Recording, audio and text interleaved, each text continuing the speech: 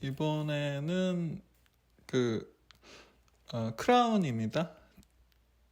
임플란트 주의염에서 픽스처는 픽스처 자리에 있고 크라운은 크라운의 자리에 있고, 서로 자기 있을 자리에 있고 픽스처와 크라운을 가늘고 긴 어번머니 견고하게 연결해주면 뭐 별 문제 없다, 이 얘기가 계속적으로 반복되는 결론이죠.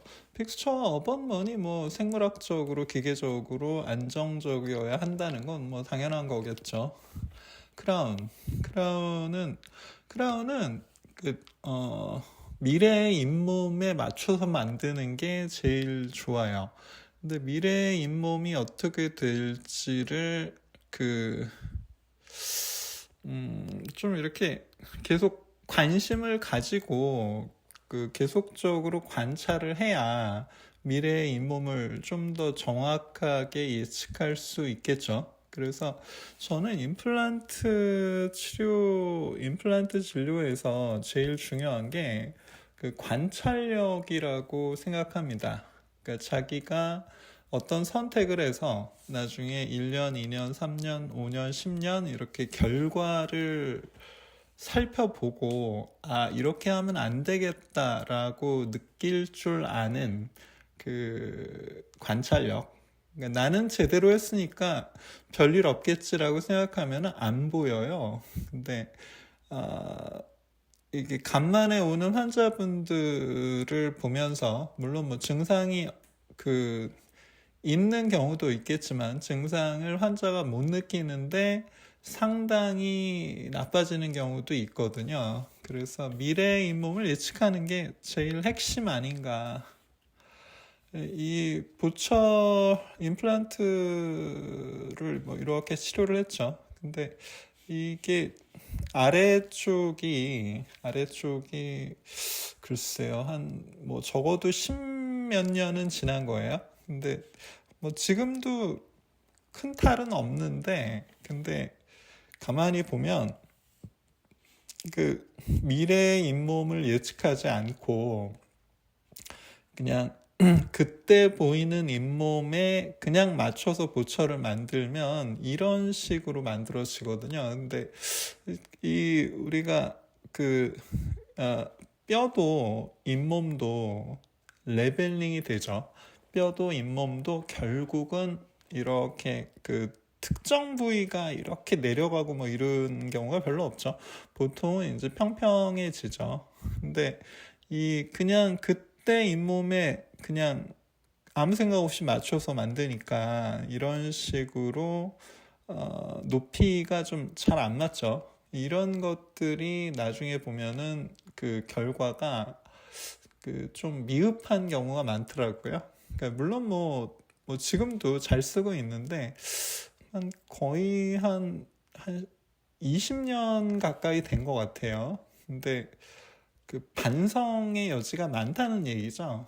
그래서 이것도 마찬가지죠. 그때는 뭐 이게 잇몸의 레벨이었으니까 이렇게 만드는데 이렇게 보철을 했겠죠. 근데 나중에 보면 훨씬 더 이렇게 잇몸이 높아지면서, 그때는 에퀴였는데 지금은 한참 서브가 되는 경우도 있죠. 이런 경우에 장기적으로 문제가 생길 수도 있죠. 그래서 뭐 그때는 맞고 지금은 틀리다 뭐 이런 영화처럼 미래의 잇몸을 예측해서 생각보다 구치부 같은 경우는 생각보다 스프라로 해야 겨우 이퀴 정도로 결말이 나는 경우도 꽤 있습니다. 그래서 그러니까 만드는 당시의 서브마진은 더더욱 안 하는 게 좋겠죠. 그래서 저는 이렇게 해서 크라운 마진이 이렇게 밑으로 내려간 거, 물론 뭐 심해는 제거를 했겠지만 이것도 결과가 그렇게 좋지 않은 것 같아요. 저는 사실 이런 방식을 잘 안 쓰는데 여기 잇몸이 그냥 꾸물꾸물하죠. 여기 바람 불어보면 막 이렇게 그 동영상에서 냄새가 느껴지는 경우도 있어요.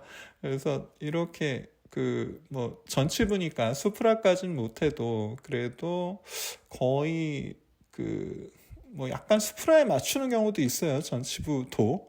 그래서 스프라에 맞추면 어떻게 되냐면 나중에 잇몸이 안정적이 되면서 잇몸이 더 올라와서 이 어번먼이 처음에는 약간 보이던 게 나중에는 안 보이는 경우도 있죠.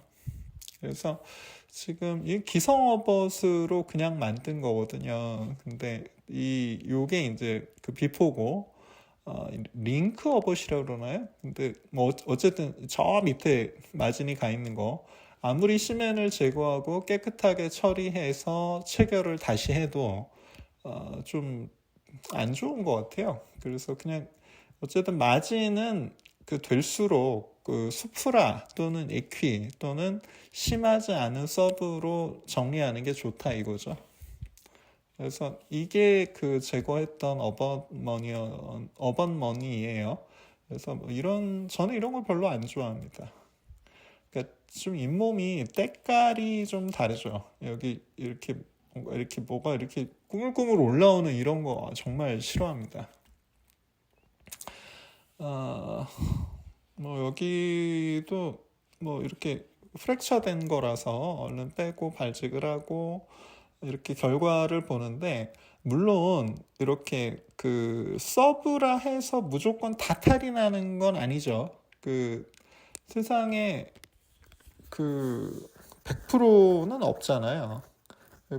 90%도 별로 없죠. 근데 그 문제가 되는 증례가 단 10%만 되더라도 그거는 상당한 그 의미가 있죠. 임상가에게는.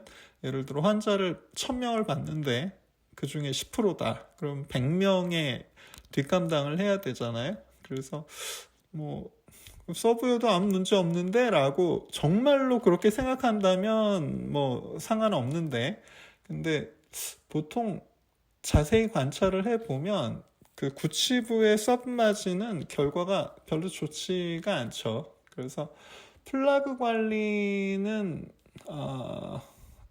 당연히 열심히 해야 되지만 이 환자분의 플라그 관리가 언제나 우리의 기대치를 충족하지는 못하죠. 그래서 플라그 관리가 그 미흡할 거라는 예상 하에 보철을 만들어주는 게 중요하죠. 그래서 지금 여기 보면은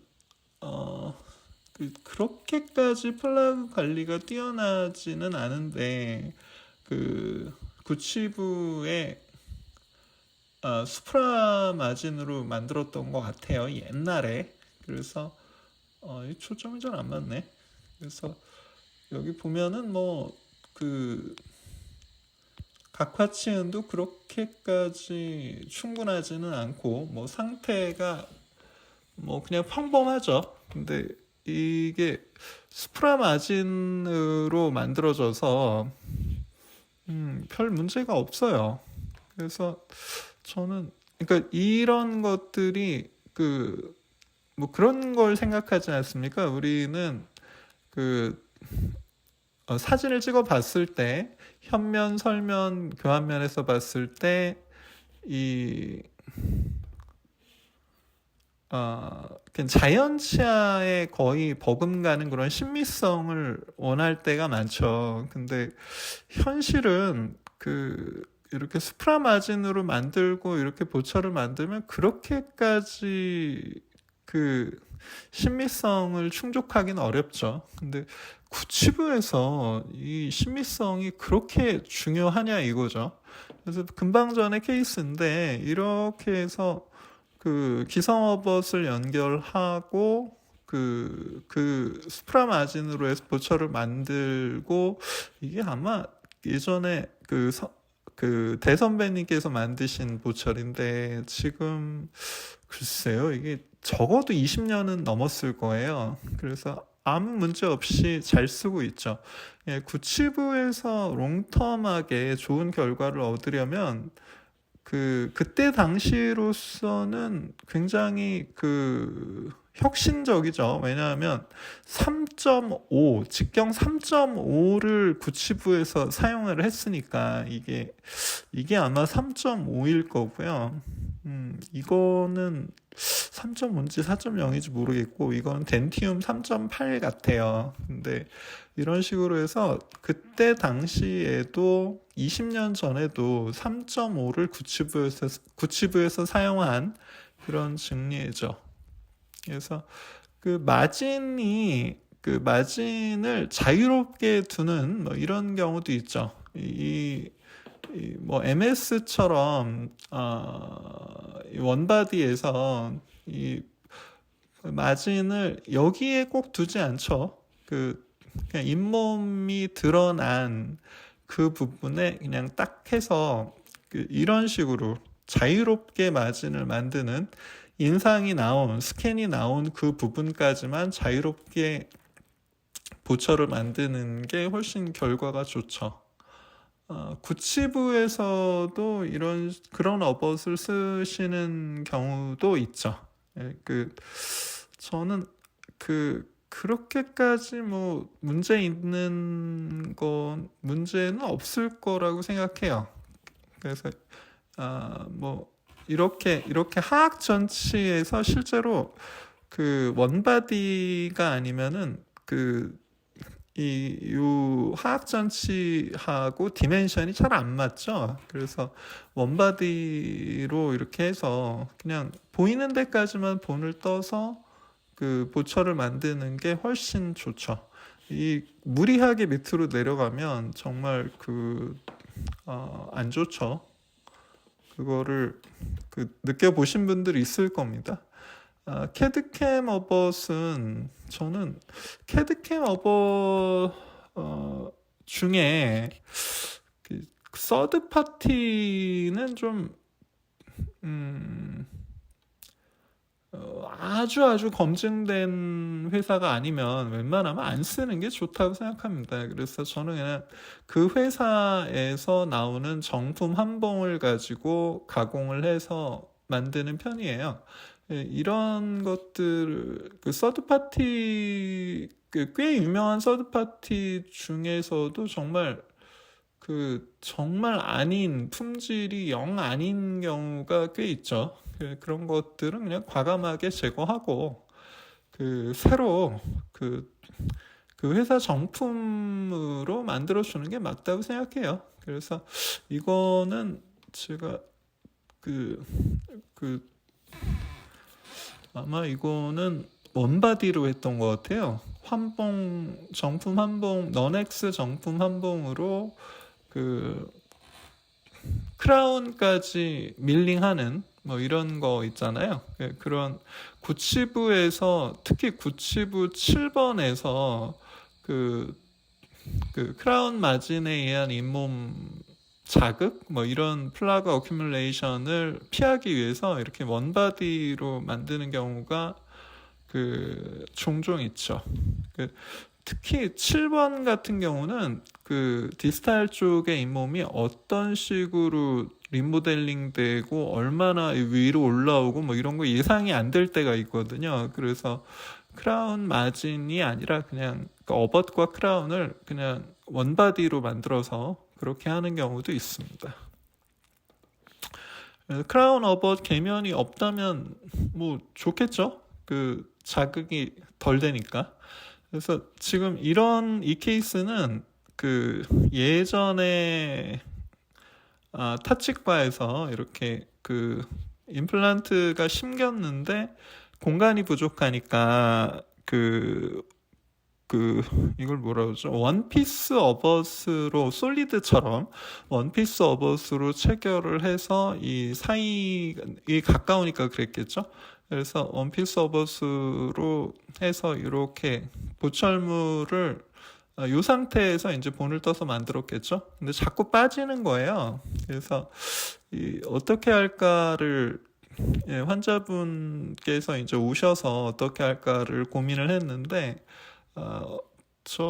이게 너무 가까워서 투피 서버스 쓰자니 이게 너무 겹치는 거예요. 그래서 그렇다고 원피 서버스 쓰자니 그 원피 서버시 좀 롱텀하게 좀 결과가 안 좋은 경우가 꽤 있죠. 그래서 그냥 원바디로 만들어 볼까 이런 생각을 했어요. 원바디로 만들면은 크라운까지 한 번에 만드니까 요 간격이 좁은 거를 어떻게 좀 해결할 수 있지 않을까 이런 생각이 들어서 이런 식으로 만들었습니다. 그래서 넌엑스 정품 한 봉으로 그 어벗과 크라운을 같이 가공을 한 거죠. 그리고 이걸 어떻게 포지셔닝을 했느냐. 이거 만들면서 지그를 만들면 될 거고요. 이 케이스는 지그도 없어서 그냥 이렇게 컨택을 가이드 삼아서 이제 그 세팅을 했는데 잘 쓰고 계십니다. 그래서, 뭐 이런 거죠. 그래서 그 크라운과 어번먼의 계면이 없으니까 그 잇몸 관리가 훨씬 쉽죠.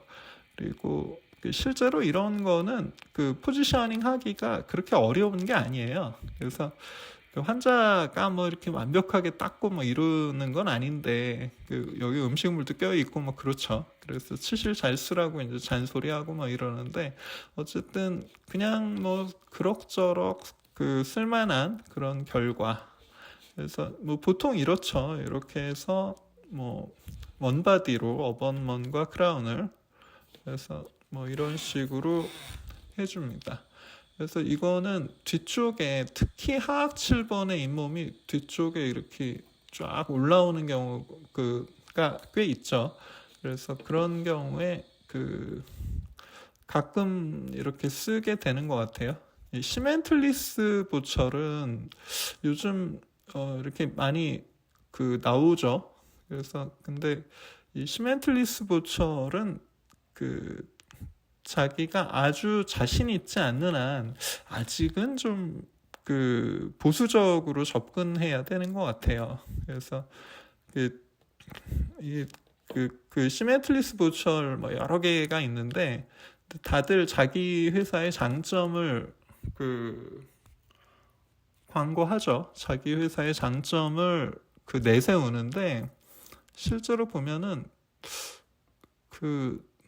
본질적으로 펀더멘탈을 따지고 들어가 보면 쓸 수 있는 경우가 별로 없어요. 그래서 그렇죠. 회사의 광고를 믿고 시작하지만 결국 증례 하나하나를 책임지는 거는 원장이죠. 그래서 책임은 원장이시는 거죠. 회사가 와서 케어해 주는 게 아니잖아요. 그래서 보수적으로 접근하는 게 맞는 것 같아요. 이거는 뭐 어디 우연히 찍은 사진인데 이 시멘리스 보철을 세팅하기 전인데 이게 잠깐 제거했다가 이제 바꿔서 세팅하는 뭐 이런 거였는데 냄새가 또 심하더라고요. 그래서 참 광고랑은 좀 다릅니다. 너무 환상을 가지지 않는 게 중요한 것 같습니다. 그래서 계속 똑같은 얘기를 하고 있죠. 지금 픽스처는 또 다음번에 얘기하겠습니다. 오늘은 여기까지 하겠습니다.